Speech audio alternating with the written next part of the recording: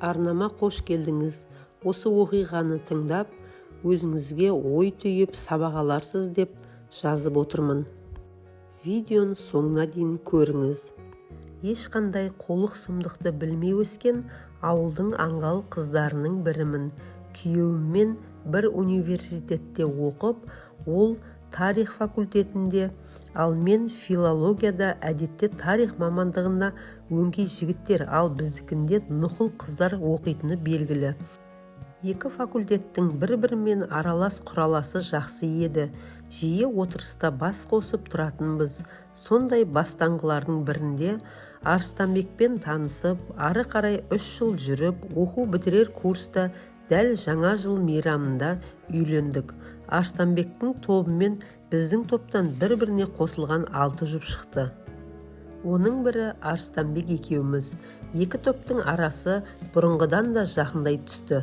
Екі топтың қыз жігіттері университет қабырғасынан ұшып кеткеннен соң да жақсы араластық. Ең бірінші үйленген біз болдық. Әр мерекеде дос-жарандардың барлығы біздің үйге жиналатын. Әсіресе Арыстанбектің достары түнделетіп, той отырыстан қайтса да біздікіне қонып кететін. Ата-енеден бөлек тұрған соң солда. Олардың үйге мақсат мағынасыз бас сұға беруін жақтырмасам да, күйеуімді сыйлағандықтан оларға иіліп, көрпемді төсеп, жылы шырай танытатынмын. Ал қонақжай күйеуімнің қашанда қолы да, қабағы да ашық. Дархан да жомарт қой. Жолдастары түн ортасында келсе де, күйеуім мені тұрғызып қазан қайнатқызатын. Бәрінен де демалыс күні де отбасымызға тыныштық бермейтін күйеуімнің бойдақ достарына зығырданым қайнайтын. Бірде менің ұнатпағанды байқап қалған Арыстанбек, кең пейілді болсаң кемімейсің, пейіліңді тарылтпа, адамның адамшылығы оны өзгелердің іздеуінде деп ұрсып берді.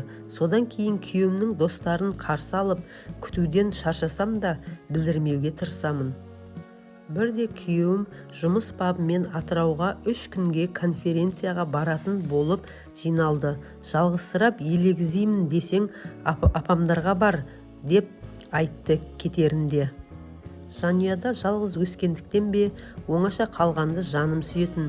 Студент кезімде де дүкен базар араласам, құрбыларым секілді қасыма біреуді ертіп барғанды ұнатпайтынмын. Күйеуім іс сапардан оралғанша ата-енеме барғаннан гөрі қолдарында келіндері бар ғой, одан да үйдегі перде, көрпе төсектің тыстарын, барлық кір-қоңды жуып ретке келтірейін деп іске кірістім. Күні бойы тынымсыз жұмыс істеп, түнде сілем қатып төсекке құлай кеттім. Түнгі 2-3 шамасында без-без еткен есік қоңырауының құлаққа түрпідей тиетін жағымсыз даусынан оянып кеттім. Күйеуімнің әлгі үйленбеген қаланың шетінде тұратын, үнемі тойдан қайтса біздікіне қонып кететін жолдасы Рахымжан келіп тұр екен.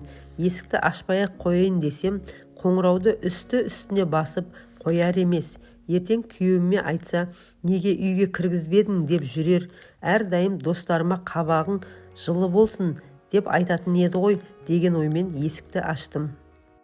Ішке ентелей кірген ол, үйреншікті әдетіне салып, сәлем сауқаттан соң төрге озды.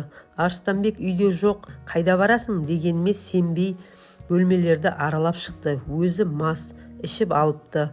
Кластасымның үйлену тойы болған еді, таксиге ақшам жоқ деп тілі күрмеліп, сөзін үзіп-үзіп. Арыстанбек ылғида ішіп алған достарын бірдеңеге ұрынып қалар деп түнде ешқайда жібермейтін еді. Көзім қайта-қайта ілініп, күндізгі үй тірлігінен шаршап, әрең тұрған мен осыны ойлап қонақ бөлмеге төсек салып бердім де, өзім жатын бөлмеге барып ұйықтап қалдым. Таңертең көзімді ашсам, тағы да есік қоңырауы шырылдап жатыр. Сағатқа қарасам 11 болып қалыпты. Үстіме желбегей халатымды жамыла салып, есікке беттедім.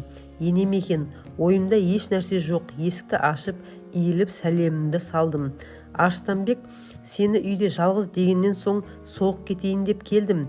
Кешке қайынсіңліңді жіберемін деп сөйлей кірген енем аяқ киімін шеше бергенде ваннаның есігі ашылып жабылды.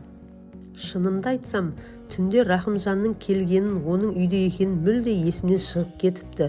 Үстіне бір жапырақ киімі ғана бар, іш киімшең Рахымжан сәлемдесті де төргі бөлмеге қарай өтіп кетті. Әлгінде ғана сөйлеп тұрған енем маған бір, Рахымжан жаққа бір қарап абдырады да қалды.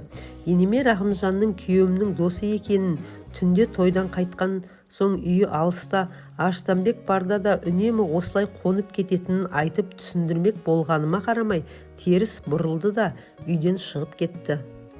Рахымжанды үйге кіргізіп нем бар еді? Бәріне кінәлі өзім. Басымды қабырғаға соғып, еңіреп жыладым. Жұбатпақ боп Рахымжан жаныма келіп еді, жалғыз қалдыруын өтіндім. Арыстанбек менің ондайға бармайтынымды біледі ғой, өзім бәрін түсіндіремін, ол маған сенеді, деп қайта-қайта айтып ол кетті. Енем бәрібір екеуміздің бөлек бөлмеге жатқанымызға сенбес, бірақ Арыстанбек түсінер деп өзімді бастым. Телефонда айтқаныммен түсіне қоймас деп не де болса оның келгенін күттім. Бірақ Арыстанбек бірінші вокзалға жақын маңда тұратын ата-анасының үйіне түсіп, енем көрген білгенін тізіп айтып беріпті. Күйеуім менімен салқын амандасты, ал қатты сағынған мен оны мойнына асыла кеттім. Қолымды ысырып тастады. Ләм-мим демей балконға шығып ұзақ темекі шекті. Телефон соғып түсіндірмек болған Рахымжанның сөзін естігісі келмей сөндіріп тастады. Артынша ақ екенімді айтып аузымды аша бергенімде, киімдеріңді жина да кетші. Күйеу жоқ кезде қандай ел үйіне бөтен еркекті кіргізеді, опа жасағанды ешқашан кешіре алмайтынымды білетін едің ғой, деп мені тыңдамады.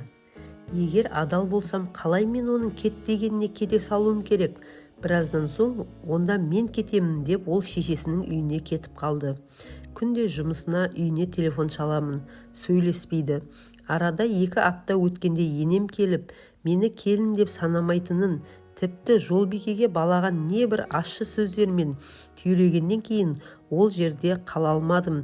Кінәсіздан жазғырып жатқанына қиналғанымен күйеу жоқта өзге еркектің үйде жүргеніне күмәнданған енемді де түсінемін. Күйеуімнің досына жаным ашып, түнде далада қалмасын деген оймен үйге кіргізгенде тапқаным осы болды. Аңқау басымай десейші, осы аңғалдығым өзге келіншектерге сабақ болсыншы. Күйеуім сенбесе де Аллахтың алдында ақпын. Құдайдан күнде күйеуімнің қайтып келуін тілеп жүрмін. Құрметті құрбым, сіз де мен құсап шатаспасын деп әңгімемді айтып отырмын. Каналға тіркеліп лайк басып қойыңыз.